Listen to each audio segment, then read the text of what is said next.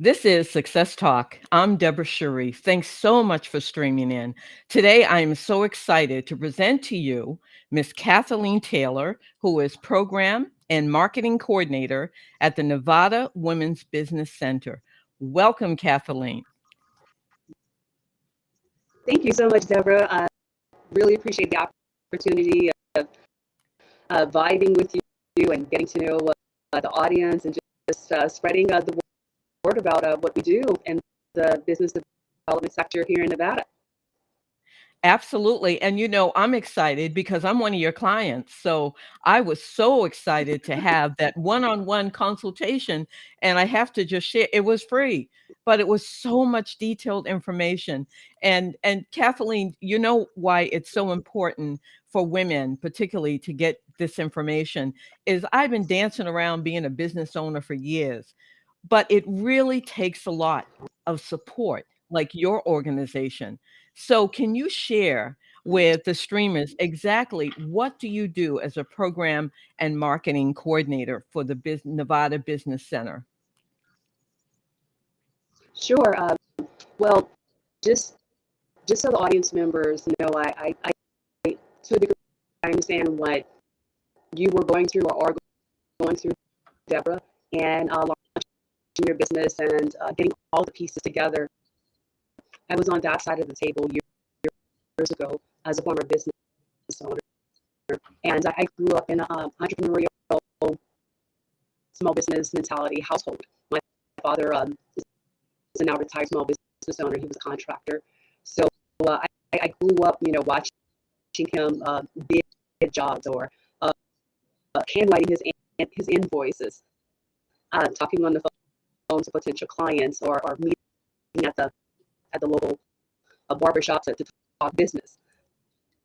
So I sat and found my mission, so to speak, or my purpose in life to provide services for small business owners. And with that being said, the Nevada Women's Business Center, how I make my contribution to business development, we are a program of the Small Business Administration.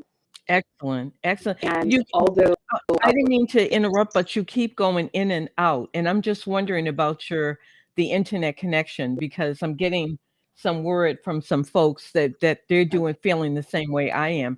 So I hear every other word, Kathleen. So I'm not sure if it's on me, um, but I sound fluid. Do I sound seamless to you, or am I going yes, in and out probably on no, on you're your fine. end? It's it's probably it's probably on my end. My apologies.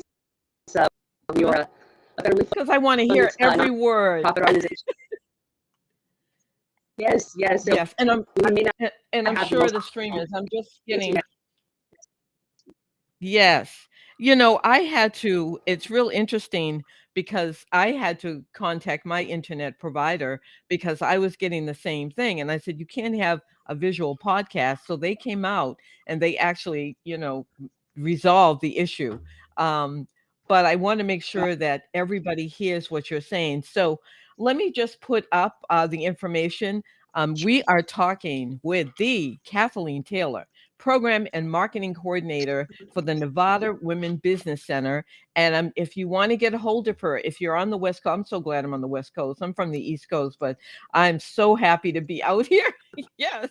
And I just want to put this up so everybody can actually see it, but I don't want to miss seeing us as well. But let me just put the full piece up here. Again, Kathleen Taylor, Program and Marketing Coordinator. And that is her. And I hope that is the email address, not the email address, but the actual website address, https semicolon / Nevada, NEVADAWBC.org /. And I just want to make sure, is that correct? Yes, Yes. that's Okay. correct. She's Thank you. putting it. That awesome, awesome. I just wanted to make sure that that I have it right because again, I know folks are going to want to say, who was that woman you had on your show? So, having said that, it is so important to have a support system. And I have to say that I was doing some research on women-owned businesses, and it was really Mhm. interesting to find out that women-owned businesses are the fastest growing in the country. Is that true? Yes. Actually, it's been historically that way since about, I would say, 2019, uh, before the pandemic. I hope you can hear me. I can, I can. It's every it you know how, someone sounds like they're underwater, like a bubble? But but I can Okay. hear you, so I don't wanna so Okay. I'm gonna have to have you back on when we have a clear connection, but let's just do the show. But Sure. yes, I can hear what you're saying. Okay. Thank you. So there's been a variety of different research, specifically from American Express. They, since 2019 and probably beyond, they have um, um, shared a really robust data set that that looks at it from a growth perspective and industry perspective.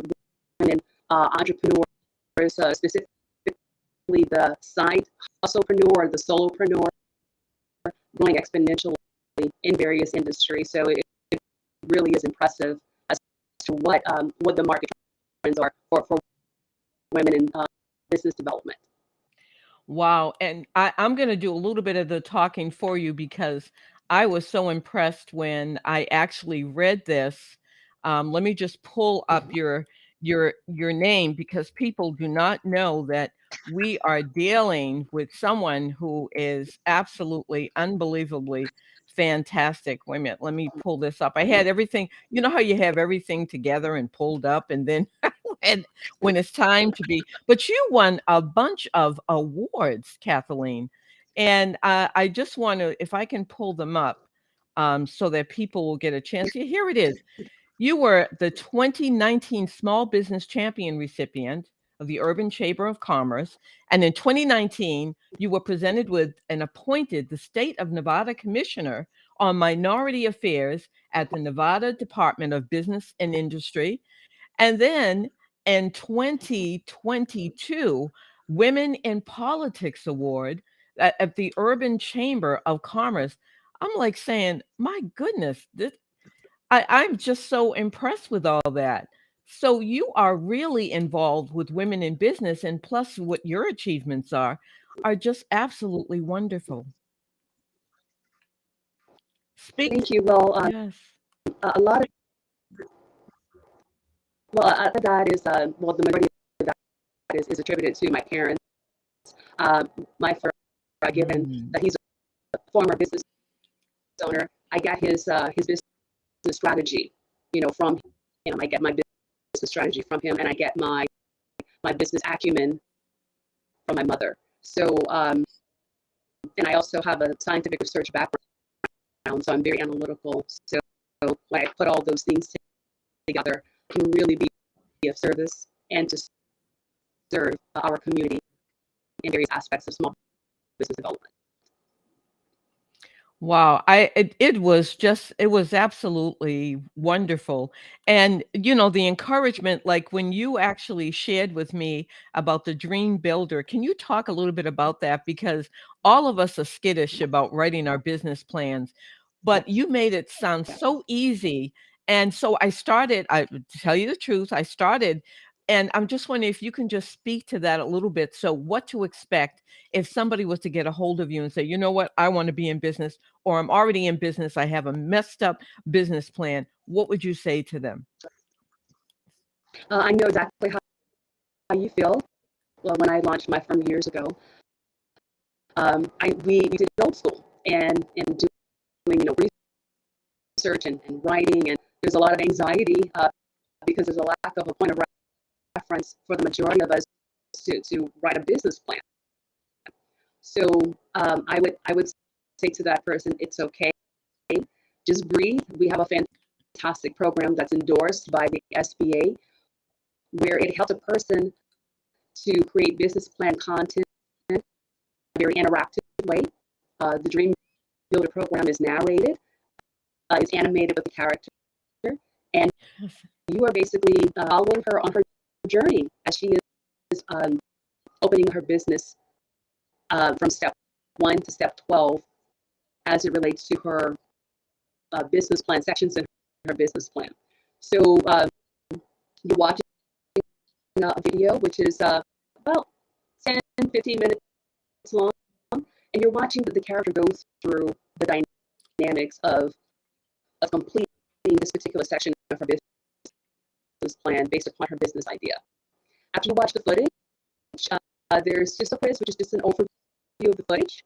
And then after the quiz, there's questions based upon your business idea. And now, based upon the character that you saw, you understand what these questions mean, how to answer them, and how to make it relatable to your business concept. So you answer the questions, you type up your responses, and all of your responses are automatically placed in the business plan template. And Wow. at the end of the 12 sessions, you have a completed first draft of a business plan that I can review for you, or another organization in your area could review for you. So we're really pleased about that powerful tool that releases the anxiety or the lack of, I don't know what I'm doing when it comes to a business plan. Some of the templates can be very dry, but this will really engage the participants. So we're really pleased with that tool. Absolutely. And you know, having the avatar, I think that's what you mentioned, or the animated woman, it's really helpful because I think sometimes when you start writing, because when I started writing a couple of business plans, and I said, "What is this? I couldn't take this to anyone." But what it did help me with, it was like a blueprint, Kathleen, to what I needed to do. And I actually reached out for mentors and a mentor like yourself, because I think it's incredibly important. Yes, you know, to have a mentor. And sometimes, you know, we think we're super women, we can do it all by ourselves. I just want you to, because I know some of my East Coast folks who are tuning in, they're saying, okay, you're in Nevada, Deb, and you got Kathleen Taylor. Whoa, whoa, whoa. Well, what about us? What type of generic business tips can you give women who have a burning desire to go into business, but are sort of like, they don't have the support externally, but they can get the support? What are some of the tips that you can share with some of the women who are interested in going into business or have an existing business and want to get to the next step? Okay, well, let me back up with the whole geographic challenge. I'm so happy to say that the Women's Business Center, and we are part of the Nevada Women's Business Center, is part of a larger national network Oh, of women mentors, almost nationwide. So for those of you that are on the East Coast, please Google, if you're in Boston Women's Business Center, or if you were in Maine, Women's Business Center of Maine, something hopefully will pop up. If not, then Google Small Business Development Center, SBDC. The Small Business okay. Development Centers, they are a program under the SBA, just like we are. And we share clients, we co-time. So let's just say, theoretically, you connect someone, an audience member connects with a women's business center in Rhode Island. Guess what? Chances are they are using Dream Builder as well in Rhode Island. So you can go online, quite frankly, on our website. That's you can register for Dream Builder, but then there's a tiny drop-down menu where you can pick which state you're in. And if you're in Delaware, you can pick that state. So now geographically, you can connect to the Women's Center in Delaware to help you with your business plan development and other resources as well that you need to enhance your infrastructure. So Oh how my do you goodness, I feel had about no idea. Go on, I didn't mean to stop you, but that? this is great news because, No, of course, when you see Nevada, you just yeah, think, okay, it's just in the state of Nevada. I know that they have business centers all over the country, but wow, you just gave us an abbreviated shortcut. Kathleen, I know your time is very busy, but I'm going to have you on again just in case people are having a hard time hearing what you're saying because this information is so valuable and it's so important, particularly for women. Um, as you know, when a woman goes into business and then, the next step is we need to raise capital for our companies. And I think you had given me so many different detailed information that really, because it's overwhelming, it really is. So, what advice would you give, particularly for women who are interested in either raising startup capital or they need additional capital for their existing business? uh, first and foremost, I don't have the exact statistics, but research shows that when we look at gender, um, male business owners, they will access capital more so than women business owners. For whatever reason, they have no problem in asking for money. Us, on the other hand, it's a very low percentage of us that will ask for money. And what I mean by that is seeking traditional small business loan for startup businesses, crowdfunding platforms, small businesses, startups. It's very common to use a crowdfunding platform such as Kickstarter, GoFundMe to raise that startup capital. There are potentially grants that are available from different foundations. I would say on the grant side of things, I highly recommend to follow your own money trail. Mm, Seriously, follow your own money trail. And what I mean is, and okay. background a little bit, I dabble in stocks. And the best way that I can figure out a best way to look at what stocks to buy is to follow my own money trail.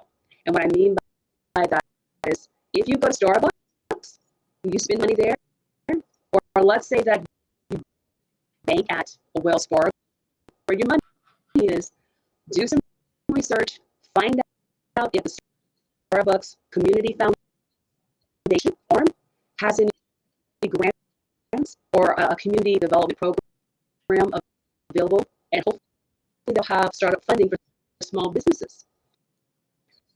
Likewise with the Wells Fargo, they may have an arm of their corporation that has a community development arm to provide grants for small businesses. So those are some tactics that I would suggest in addition to Wow. going to a credit union for small business loan.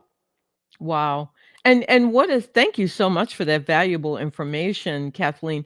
What do you think about crowdfunding? Because sometimes, I mean, we've got Indiegogo. I mean, I'm not getting any kickback from them, but and we have Kickstarter. Sure. And I know that a lot of folk have, sort of gone to that particular route if they can't get traditional funding. But what is your take or your feedback on crowdfunding platforms?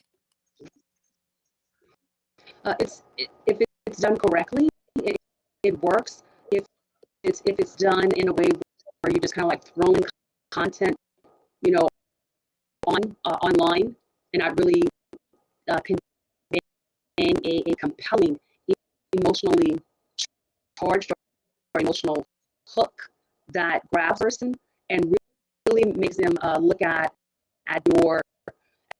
your crowdfunding campaign, or you're asking them for money. You're making that emotional connection with them to have a vested effort in your capabilities to open a business and then run it successfully. So my recommendation for crowdfunding is try not to do such a stiff cookie cutter narrative. really make it more engaging, having an emotional connection, make it more real to that person so that they will really feel like they are part of the process of your movement. So, for example, you can have a product that you're trying to launch. Maybe it's a quirky pair of socks, and this quirky pair of socks, you can talk about the features, and you can talk about the benefits of the various socks that you're trying to sell on the market. But at the same time, make it personable by saying, you know what, my 12-year-old son, I got this idea from my 12-year-old son, and he, likes these, quirky socks. Make it relatable to the audience. So those of you who have kids or, teenagers, these socks, may be great for them. And you make it kind of like that dynamic of a real exchange, so to speak, make it more personable, and you will see that people will give to that more than this beautiful, you know, uh, landing page. You click a link and it has the beautiful graphics. It's very, very point as to what it is trying to do. So that's my advice for crowdfunding. Make it as engaging as possible versus informative. Absolutely. So you're saying that it's not a cookie cutter presentation, that it should be No, emotionally impactful for the individual who is going to eventually open up their pocketbook and give you some money.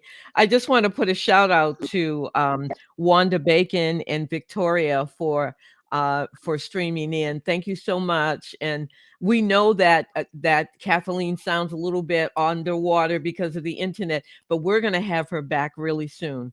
And right after this particular streaming live, I'm going to capture her and see if I can get, oh, some more folks came on that I'm not familiar. Well, wow. Okay. Well, we've got a couple of folks on, but thanks again for streaming in. This information is so valuable and it's so important. Um, and thank you for that crowdfunding piece, because sometimes people think they can just go on a crowdfunding website and boom, everything happens. Aside from having an emotion, I just want to stay on that just for a minute. Aside from having an emotional pitch that can impact and just tell your story, it's really about telling your story.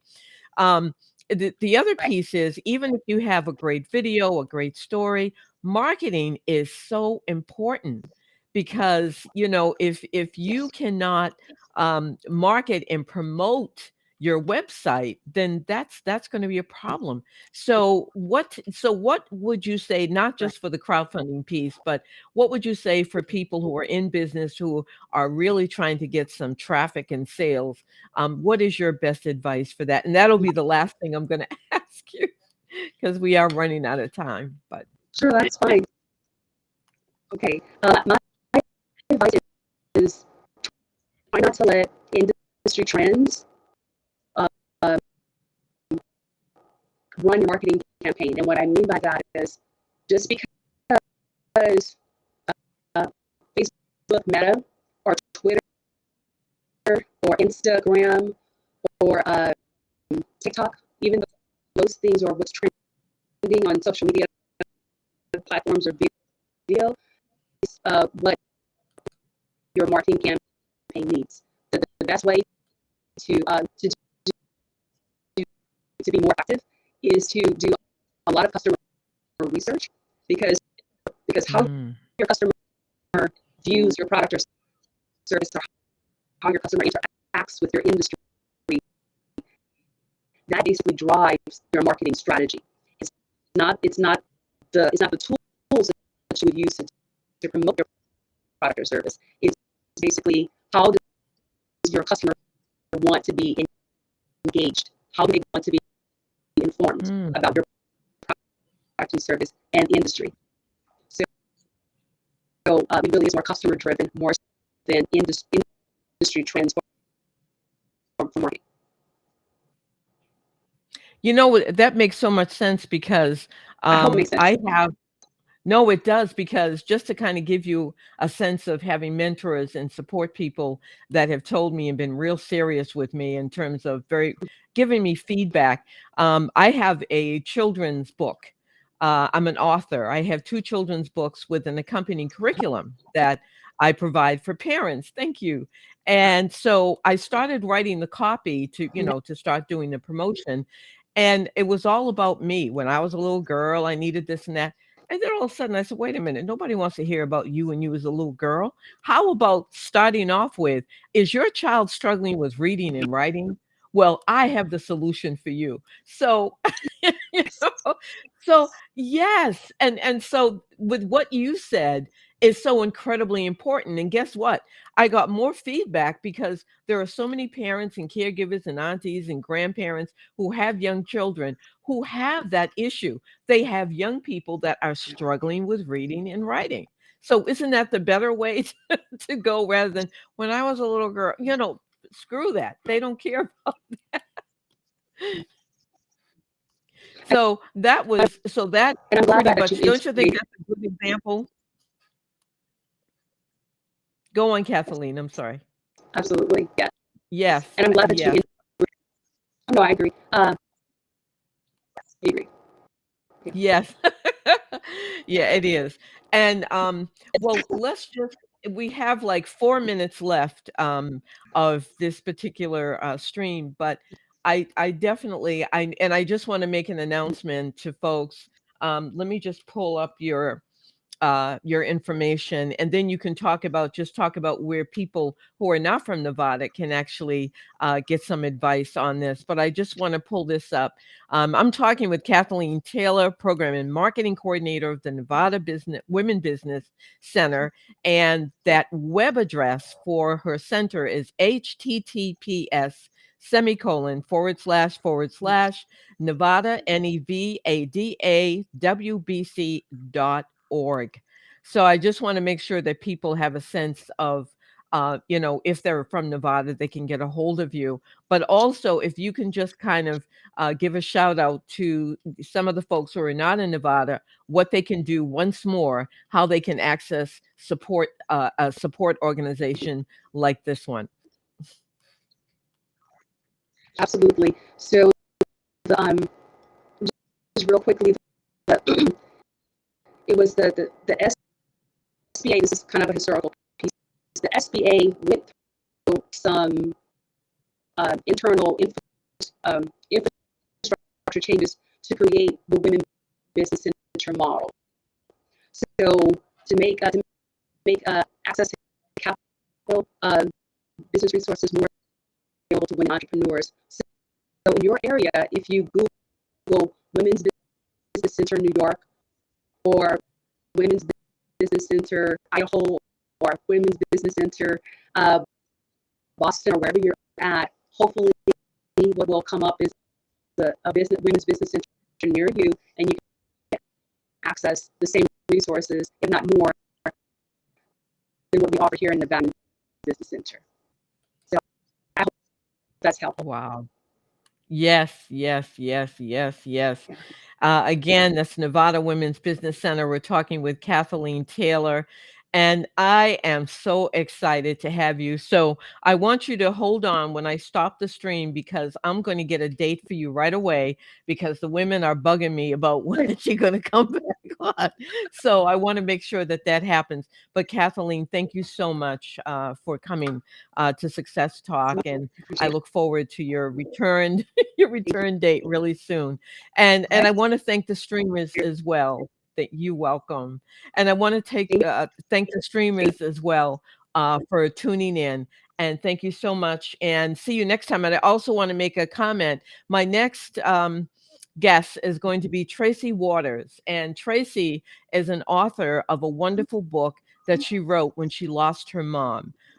So that's going to be August 30th, 3 p.m., which will be specific time, 6 p.m. Eastern Standard Time. So you don't want to miss that particular Success Talk episode. So thanks again. I'm Deborah Shariff, and I'm here with Kathleen Taylor. Until next time, take care.